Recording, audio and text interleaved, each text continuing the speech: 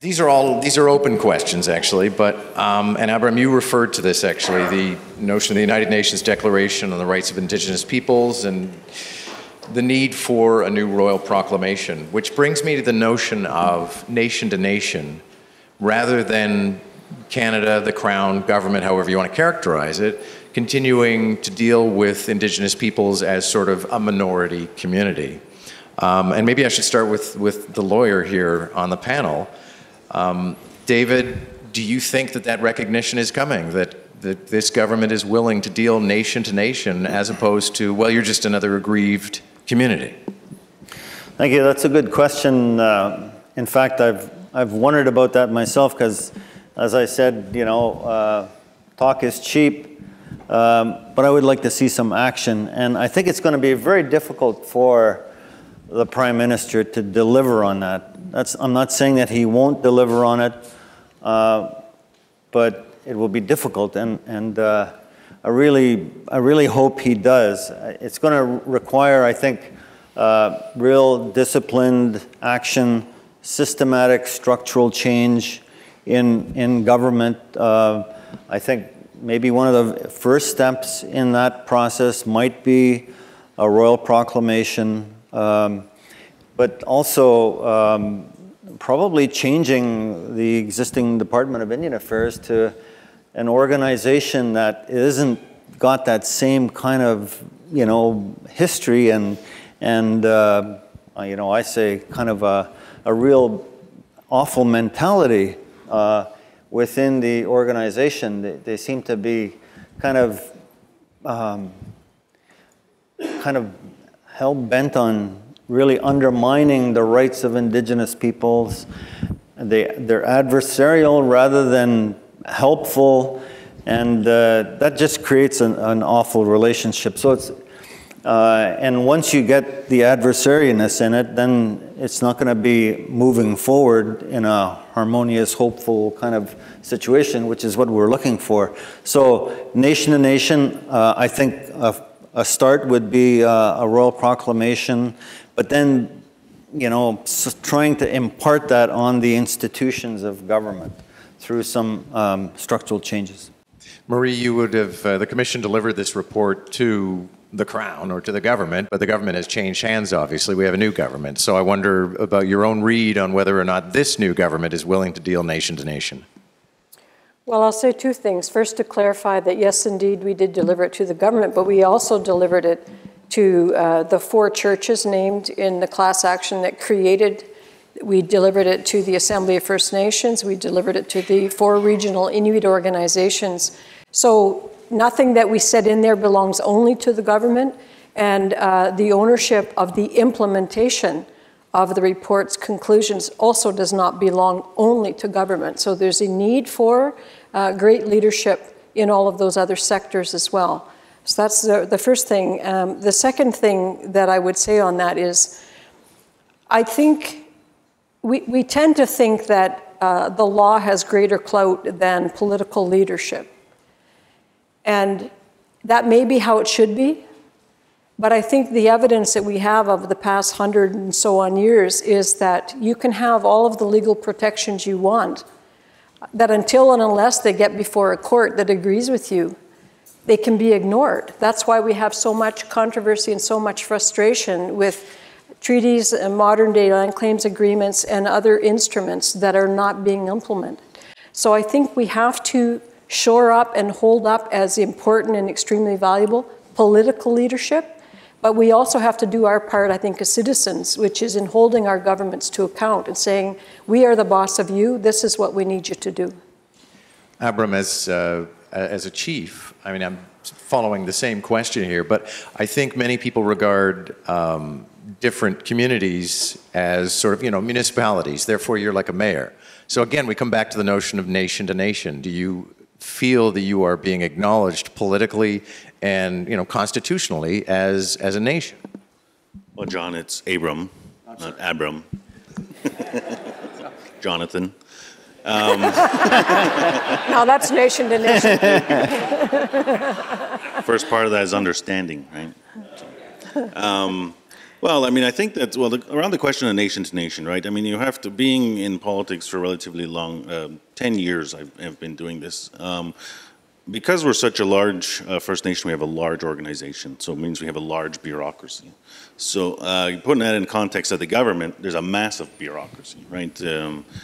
So I think that there has to be the continuous will and push to make change.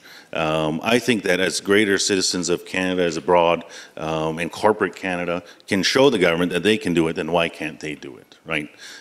Because I agree with David had mentioned, you know, it's really getting the bureaucracy of the government to want to change, right? Over and over you hear in political elections, you know, the bureaucracy holds out for the head to change, and then they can continue to go on the way they want. And a lot of policies over time, I mean, we're talking hundreds of years, you know, of thinking in the government, you know, 30 years, 20, 30 years of government policies that don't change very much, they evolve a little bit. Those are, you know, ingrained into the operation and organization of the government, right? So how do you expect to see change other than, you know, to continuously push down on it? But I think it's incumbent upon Canadians in corporate Canada to show the government that they can do it, so why can't the government do it? So it's not, it sounds, I mean, from a political perspective and the community level, absolutely. That's what we want. That's where we want to go, nation to nation, between our nation and the government of Canada, directly, without a bureaucracy. The problem is, and the reality is that the policies and the bureaucracy work in counterintuitive to that. So. Thank you. And for the record, all my listeners know that I get everybody's name wrong.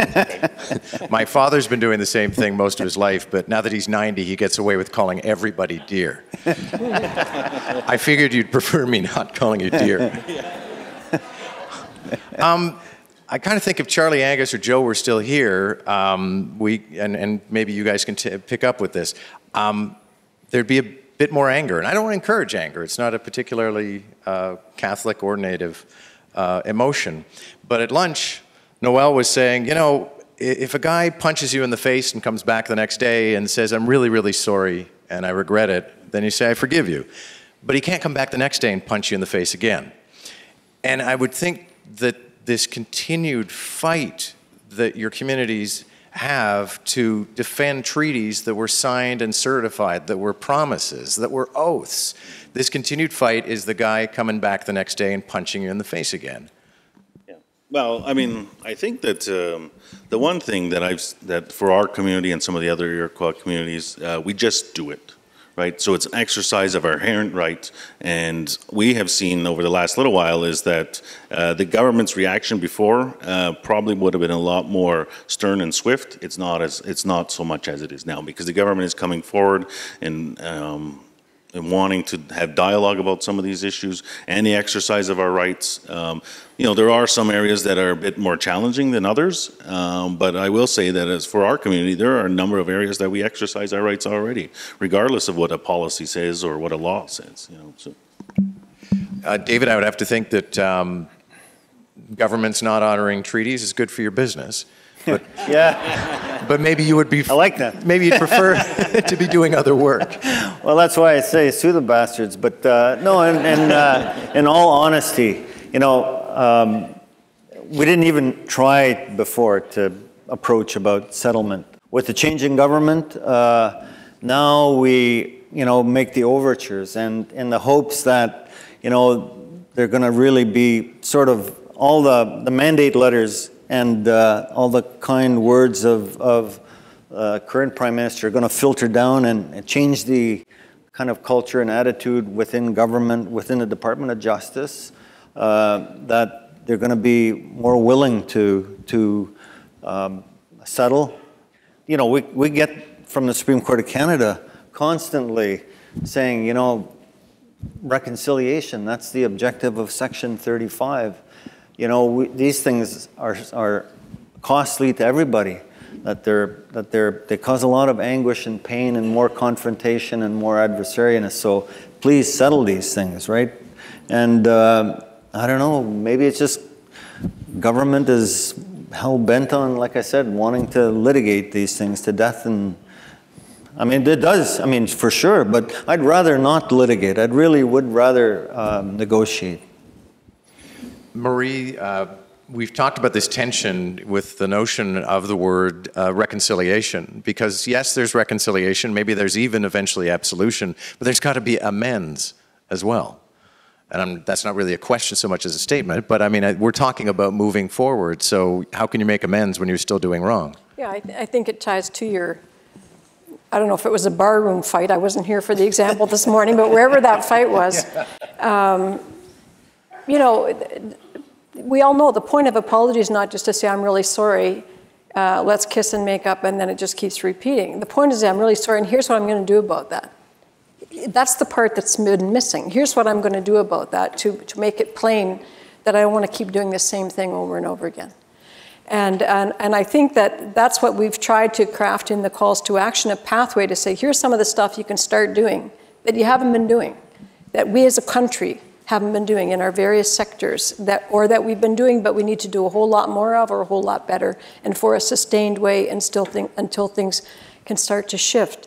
But you know, I would just like to say, and it's been really a great honor to be on this panel and to, you know, for all of us to share the teaching of the Turo Wampum as a shared experience, to be in the same company as Noel Starblanket, and I see Gordon Peters here. And what's interesting for me is this.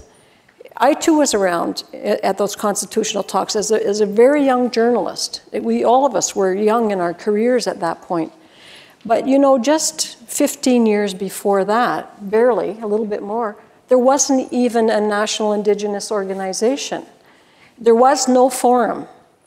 And I'm a huge believer, if I take away one big learning from our work, it is this, that we will never get there unless we start intentionally and consistently creating space to meet together, to talk to each other, and to begin to build relationships that start with knowing each other, not understanding in our heads each other's issues more or less, but actually knowing each other in relationship and in humanity so that we can start to move forward properly.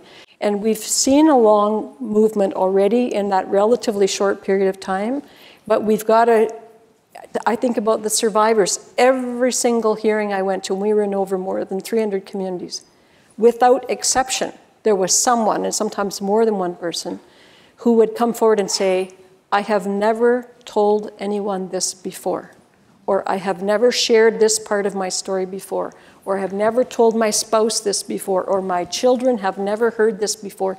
This is new stuff. We are in the baby step stage of the big steps forward that still have to come, and our job is to make sure that we don't all go silent again, that we keep it alive. And so if I can just take the liberty of saying, one of the calls to action that has not got a lot of profile, but needs to, because I think it's at the heart of all the others, is 53, which calls for the creation of a National Council for Reconciliation, whose core job is to make sure all the rest of them get implemented and to pay attention, to keep the eye on the prize, as we've said many times, but also to keep us alert as a country in measuring the gaps. Are we getting better, or are we getting worse? And are we getting better in some areas, worse in others, so we know how to devote our time, our efforts, and our attention in a strategic way. Marie and David and Abram, thank you all very, very much.